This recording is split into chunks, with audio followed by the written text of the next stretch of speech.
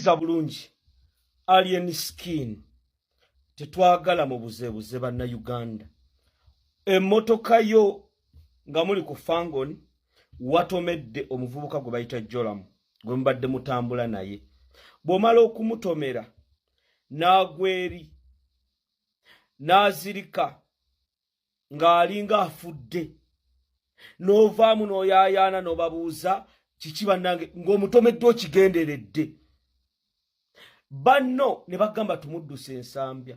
Mumala okumutuusa ensambya babagamba omuntu yafudde dda. Mumuleese tumututte mu mochale omuntu mufu. Ne muteekawo embeera mu fosinge omusawo yabadde ku duty nga mwagala na kumuwa sente mbwakole postmortem report ku nsonga agamba omuntu afudde kino tumuleese wano abadde mulamu afiiridde wano. Ab'ensambya ne bagaana. Ne mukozesa effujjo ne mukuba omusirikale akola ku mochale ensambya emirambo bagiteeka ne mumukuba ne mumuteeka mu kkoma ne mubbawo omulambo mugutwale emulago oba mugutwale muguziike.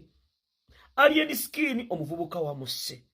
Essaawa zino embeera gye mwatadde ensambya bu vidiyo tubuyina ng'omuli mukaka musawo eyabadde ku duty wandiika postmortem report n'abagamba sinza agiwandiika ne mumukuba ne mukuba abasirikale ababadde ku duty abalwadde ne mubati ne gavumenti ya Museveni. Bano abantu ba Alien Skin abayisa bwe bati ne batta bannayuganda. Omuvubuka bamusse yamwetidde ennyini n'apapa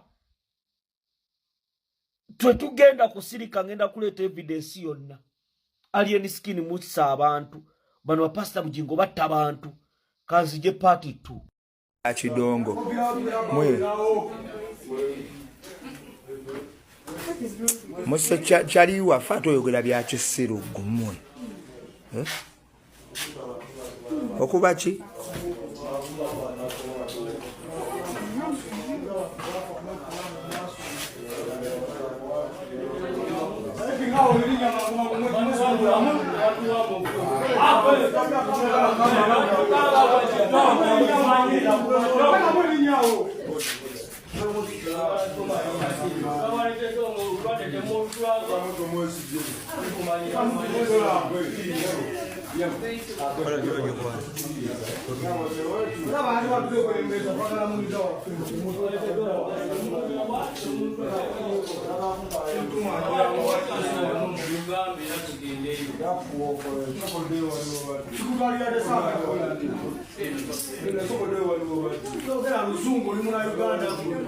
Secret pen bade babadewo banene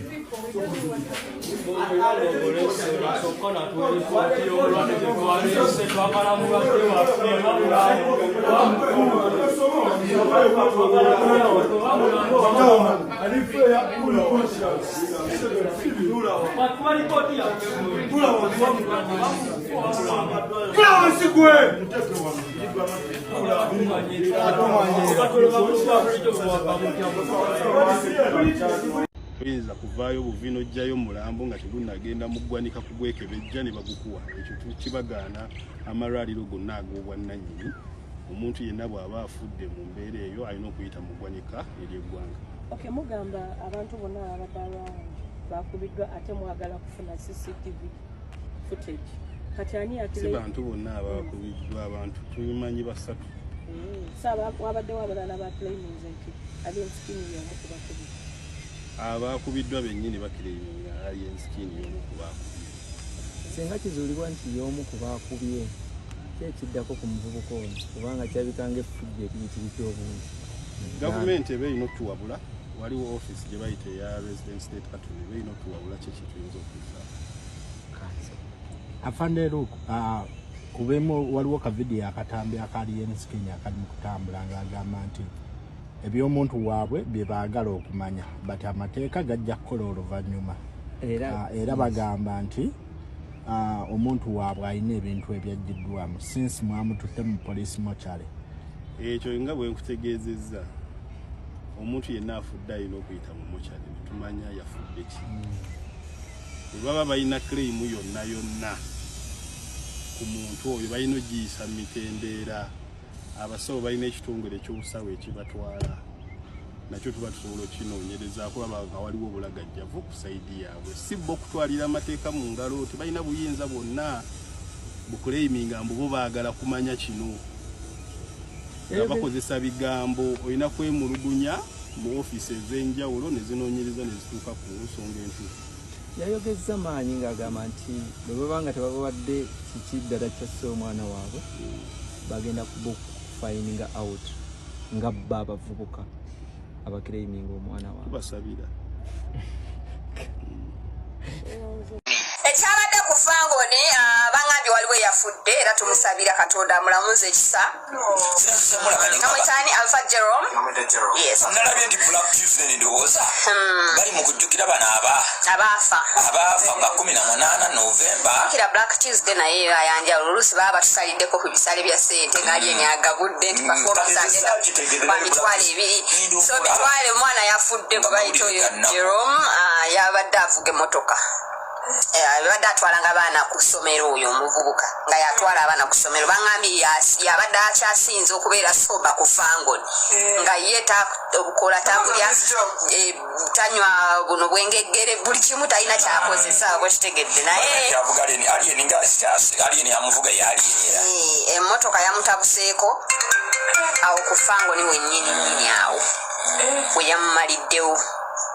Near home yabadde afuluma kati afuluma kubanze mu Sudan engejja nyumiriza mu story nti omwana yabadde afuluma emotoka nayagala agiteekeko bagiyita batya oba ekijinji bino ebimotoka byego byotera ovuga ebyebifu ng'ayagala kisizika awe wawe mu Kaserengeta ako Kaserengeta ne kamugirawo bete emotoka nemutwala paka ku kisenge nemuyigira okwo ne bamuddusa ne bamutwala mu ddwaliro eriri wali ogundi n'eddwaliro awo kati awo ku ddwaliro awo wali firimu kubanga kati nze ng'omuntu we mba mpuliriza one side of the story nina okunoonya ku side endala babba abafangoni bagamba eddwaliro lyalagadde omulwadde waabwe ate bamuwa baasikaali ate bamuwa biki ate nga bo emotions ziri all over ne bafune akavuyo ne kajiraawo ate omulwadde bamugyewo mbu ate bamutute omulago ate bamukomezaawo ate manya biki kati story nyingi eziri awo ku ddwaliro ezitana bakutegeereke kaze tulina okufindinga out tutegeere oba okitegedde naye nga ye omuntu ye Katonda bwati bwe yasazeewo entuko ebeeretuuse naye mujjukira ekintu kiriwini kye twayogerako nze nga limpitaawo ekirutu basajja baleese emmotoka balina omulwadde asikaali abazza mu kwanoonya kitabo nga bali bo emotions jukira zibeera omuntu ababeera oyagala muntu oba mujja asikaali ayagala kutwandiika mu kitabo paaki nga bina kirabaawo kiro story ziba nyingi nnyo bamugamba ono kasikale wanawandike nti driver etteeka lye baŋŋamba anyway tugenda kwongera otegeera ebigenda mu maaso kubanga n'amazika byonna ebintu tebanaba kutegeera bulungi naye olufero lwakumiddwa ku Fangoni balabye ekiro baabaddewo tugenda kwongera okubategeeza abantu ati kati woba obadde okikola buli lunaku oba olowooza nti kya buli lunaku oba okitegedde naye tugonga zatuuse zo nzibu mukabaamu muze mirembe. Yeah, amen. Yeah, ma'am. Anyway, fenna tugenda okimanyi